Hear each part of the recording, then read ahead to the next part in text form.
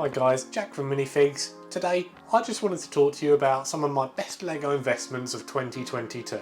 So I'm going to go through most of my LEGO investments that I made, most of the ones that I invested fairly heavily in, and see how they got on. And just before we get started, these are all LEGO sets that retired last year, so already I've started to see a fair increase in the value of some of these LEGO sets. Some of them have done really well, some of them not so well, so let's go through it. Okay, so we're going to start off with a relatively small LEGO set. Now this is a LEGO set that I didn't invest in too heavily, but it was a LEGO Star Wars set and I've caught it on sale a fair few times for about £10, and that is the Duel on Mandalore set. Now there was a fair few reasons why I decided to invest in this LEGO set. The main reason in particular was the fact that Ahsoka is a very big character. She's becoming very prominent within Star Wars canon. You've got the new Ahsoka TV show coming out later this year, and I thought that it was a really cheap and easy way to get hold of the Ahsoka minifigure. So that was kind of my reasoning behind buying that LEGO set in particular. It came with Ahsoka and Darth Maul as the two minifigures. So I decided to buy it.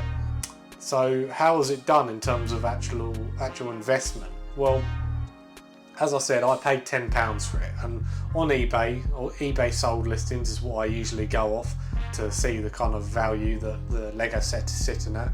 You can see sold listings for about £22, so kind of double my money, because I didn't pay on all the LEGO sets that I bought of the Duel on Mandalore sets.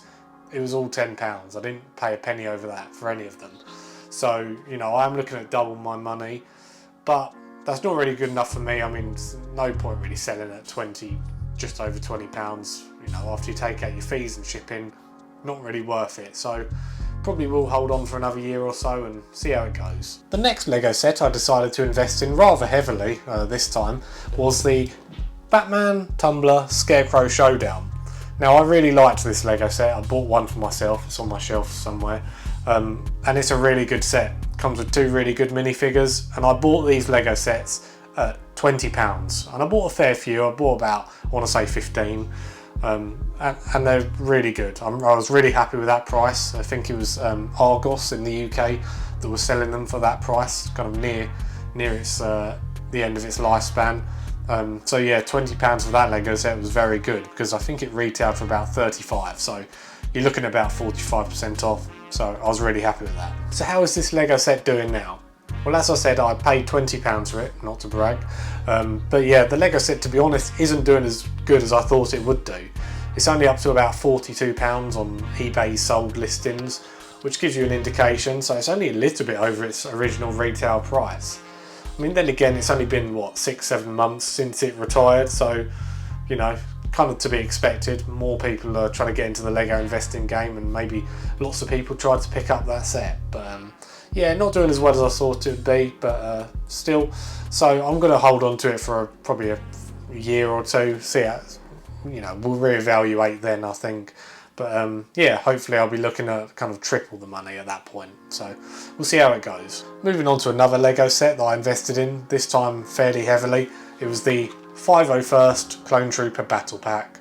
Now this was an extremely popular LEGO set once it was released. I mean, the outcry for a 501st Clone Trooper Battle Pack, it was significant, wasn't it? So once that LEGO set was released, people went crazy over it, and it was sold out quite a lot during its lifespan. So, you're always good. It's always a good bet, isn't it, when you're buying a LEGO set that has Clone Troopers in it, because Clone Troopers seem to be the craze at the moment.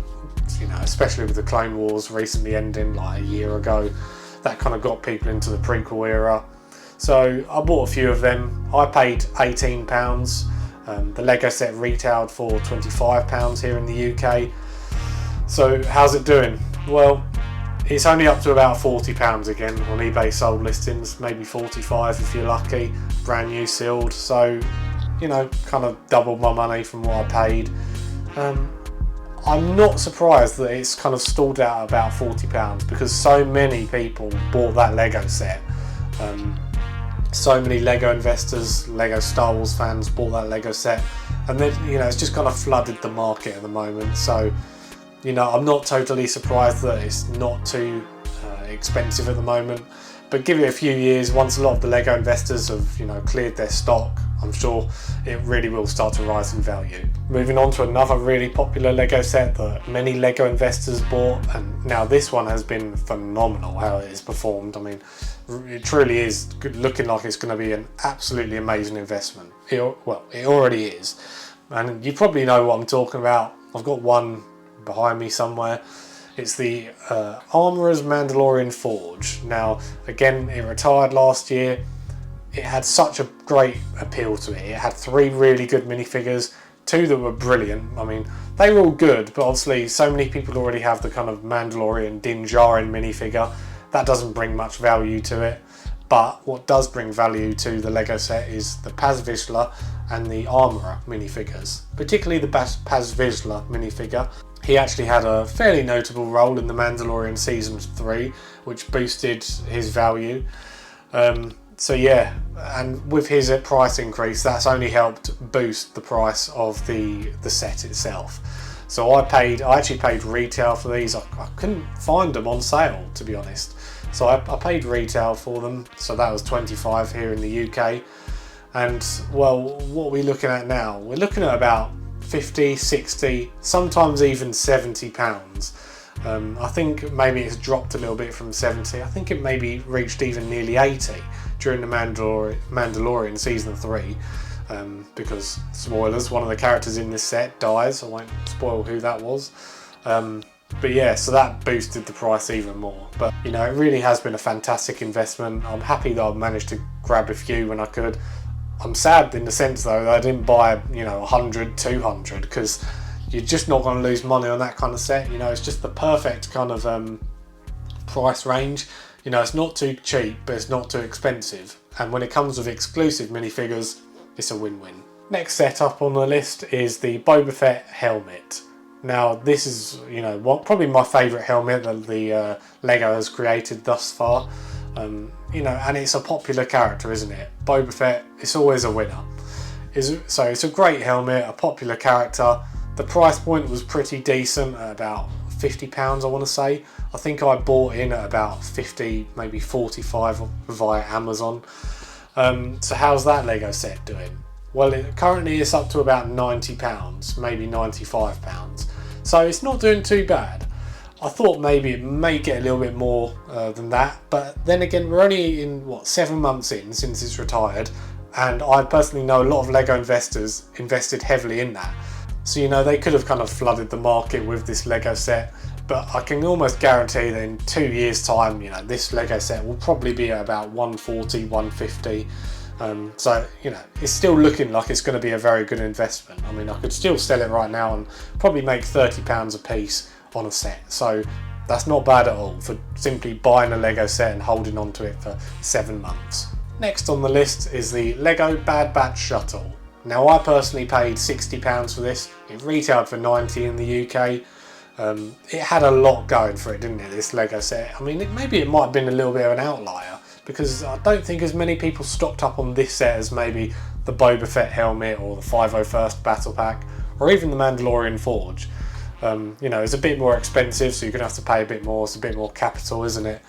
But yeah, I like the set. You know, it's a good build. It came with 6 really good minifigures. Most were exclusive to the Lego set. The Bad Batch characters are becoming more prominent again in Lego Star Wars. You know, you've got the Bad Batch TV series, which is on Disney+, which is only going to help bring notoriety to those characters, and in turn that will boost the price of this Lego set. So how is the Lego set doing? Well, currently I see it on eBay, sold listings for about £125, maybe £120. So I'm looking at maybe just under double my money, but seeing as I paid 60 and, you know, it's 120, that's still not a bad return, is it? You're looking at about £45–50 per Lego set, so that's pretty decent. Again, I reckon I'll probably hold on to my Lego sets just for another year or so, and see how they're doing then. We'll come back to it and assess the situation.